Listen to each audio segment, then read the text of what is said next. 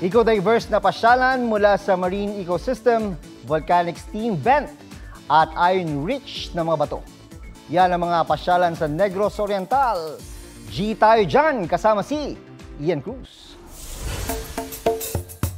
Maliit na isla lang sa dulo ng Negros Oriental. Pero Oriental life is here. Apo Island.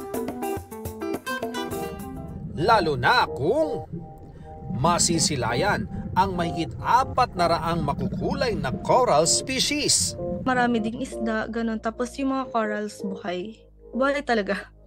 Ang gaganda din ng kulay. Sobrang ganda kasi ang lalaki ng mga pawikan.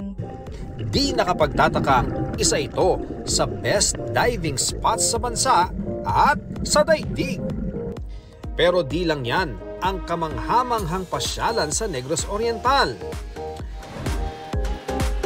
Sa Valencia, Negros Oriental, umuusok ang gilid ng daan. Mga volcanic steam vent na naging atraksyon. Malapit ito sa Mount Talinis. Ligtas naman daw magpa-picture, basta saglit lang. Madaraanan lang daw ito papunta sa isa pang pasyalan, ang Pulang Bato. Falls na ang mga bato namumula dahil sa iron deposits sa lugar. Yung color ng palayok, pag binake, parang ganun yung pagka-red niya. Tapos yung tubig, hindi siya yung malamig, relaxing sa katawan.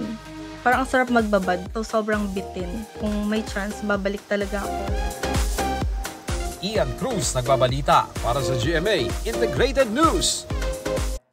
Huwag magpahuli sa mga balitang dapat niyong malaman. Mag-subscribe na sa GMA Integrated News sa YouTube.